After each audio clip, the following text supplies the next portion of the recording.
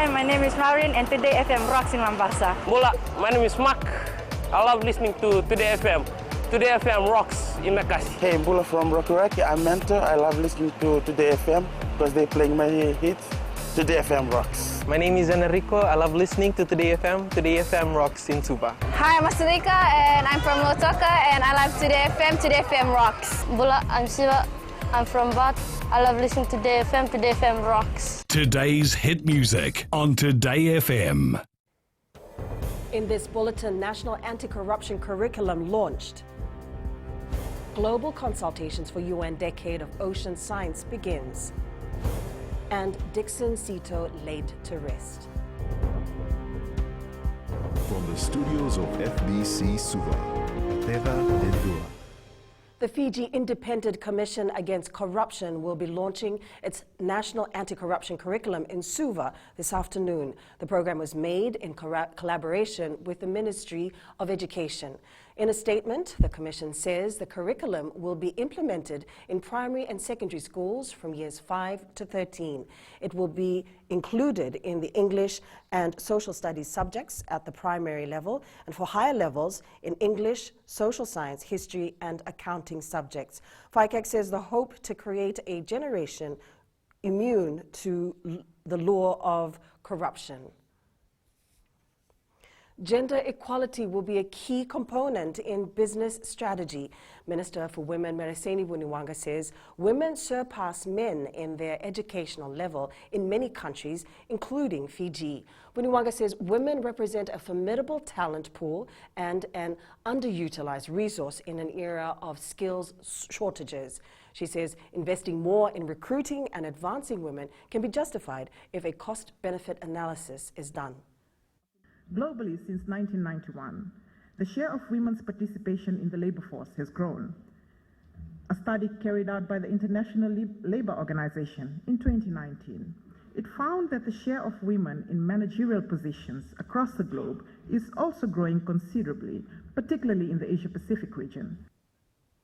The re-emergence of certain communicable diseases is becoming a major concern in Fiji and neighboring Pacific countries. This has prompted the Fiji Institute of Pacific Health Research to establish a communicable disease research center with appropriate expertise to conduct in-depth research on this health issue. Associate Dean Dr. Donald Wilson says this health crisis is becoming a burden for regional health sectors.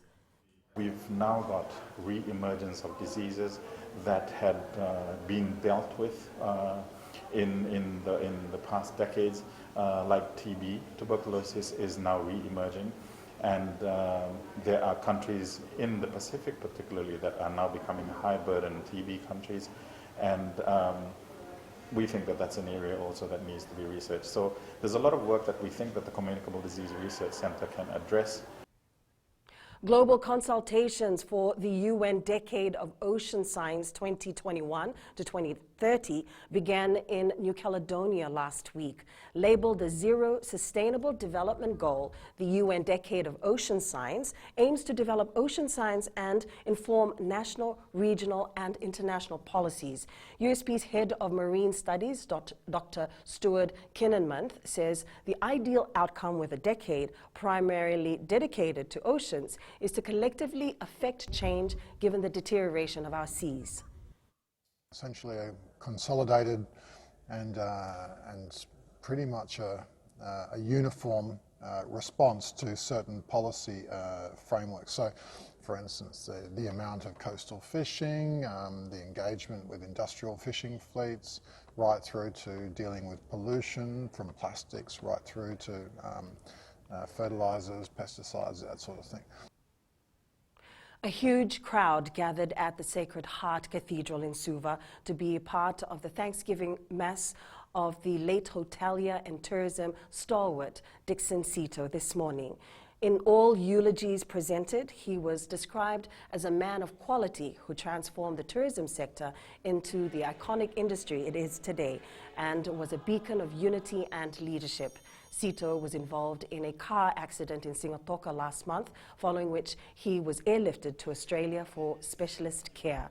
Dixon Sito is survived by his wife and only son.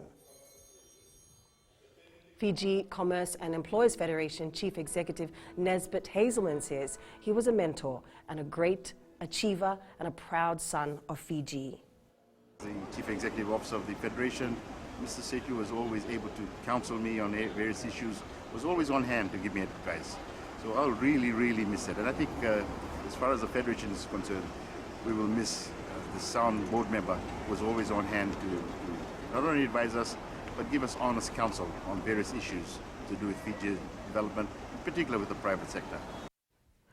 A look overseas, violent clashes between pro-democracy campaigners and riot police have escalated on the 8th consecutive weekend of anti-government protests in Hong Kong.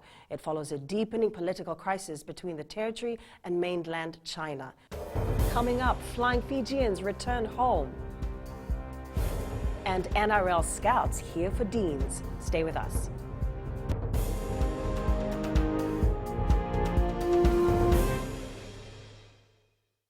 Vola ngwela o veteranu ako itabua ako do talitaina na barongo na Bula FM nambando na sere Bula alang gonoa ilotoka do talita na Bula FM bertini nambando na sere ni Bula binaka nan regengo sa Bula FM nga ena kasi nalango sa mundo active na Bula FM nambando na sere nusuri ni Bula binaka nalango Jerry yang melambasa do barongo na Bula FM Bula FM number 2 en seri.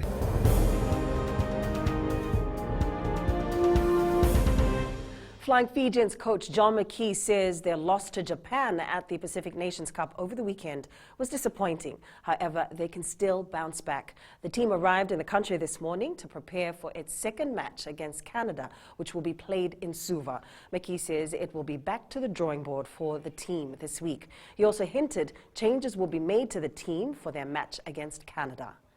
You know, we'll take some real learnings out of that game. We're still getting our team combinations sorted and our game plan sorted, so we'll take some really important learnings from that game and put them in place in training this week and look to bounce back this week against Canada. Flying Fijians will meet Canada in its second PNC clash this Saturday at 5:15 p.m. at the ANZ Stadium in Suva. Scouts from the National Rugby League, or NRL clubs, watched the Vodafone Deans at the ANZ Stadium over the weekend. One of the NRL club is Cronulla Sharks. The club is now conducting tests on some players they spotted at the Deans. Sharks recruitment manager Grant Jones says this is the first time the club is in Fiji scouting players at the Deans. Yeah, we came out here on Saturday at the Deans Championship, and the wet weather made it very tough, but we watched rugby union quarterfinals for Saturday, and then from there we've selected just a few boys that we're doing some testing, just some basic testing and seeing what quality of athlete that we have in Fiji. I've been at the Sharks for 3 years, and to my knowledge this is the first time the Sharks have come over to explore Fijian young athletes. More young players will be brought into the Fiji Sevens squad as part of the development pathway. Fiji Rugby Union Chief Executive John O'Connor says National Sevens coach Gareth Baber is slowly monitoring a few under-20 players. O'Connor adds this is one of the reasons FRU is working closely with the Fiji primary and secondary schools rugby unions as they are looking to the future of the sport. I think Gareth has earmarked some of the under-20 boys to join the squad. We're not only looking at the Olympics next year, we're looking at the next Olympics. We're also looking at the World Cup in 2023. So we've been forward thinking, and this we believe is the partnership with the secondary school and Kachi. We believe is the right pathway. Just imagine with no clear pathway and things, we are still performing at a very high level.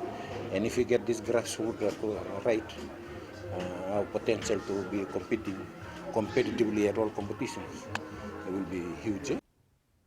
Fijian NRL flyer Maika Sivo is set to ink an upgraded 3-year contract with Parramatta, which will earn him around 1.2 million Fijian dollars in the next 3 seasons. Sivo is the latest Fijian player to take the NRL by storm, leading the standings in terms of tries scored and line breaks.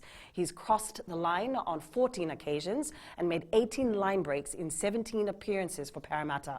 On a minimum wage contract worth $72,500 plus $3,000 for every NRL match played, Sivo has developed into one of the best value for money finds of the season. He's contracted again with Parramatta on a minimum wage deal for the next year, but the club is in the process of upgrading his current terms and then extending the contract until the end of 2022.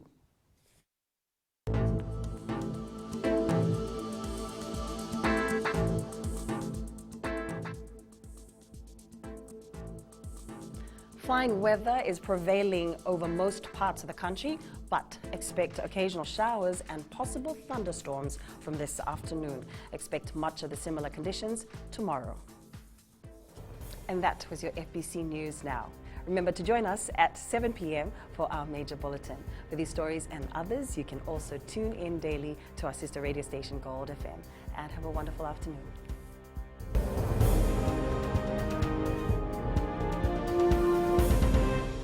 My name is Neha and I'm from Karavi and Mirchi FM it's hot. हम आचल है नसोरी से मिर्ची FM बहुत जुलूम. Hi, हम शारा प्रकाश बात करते हैं और तावा में मिर्ची FM सब concern and Mirchi FM it's hot. Hi, my name is Prashant. I live in Suva. I love Mirchi FM because Mirchi FM it's hot. Hi, I'm Shane. I love listening Mirchi FM because it's awesome and it's hot. Hi, I'm Rachel And I'm Shavi. We love listening to Mirchi FM in Lambasa. Mirchi FM, it's hot.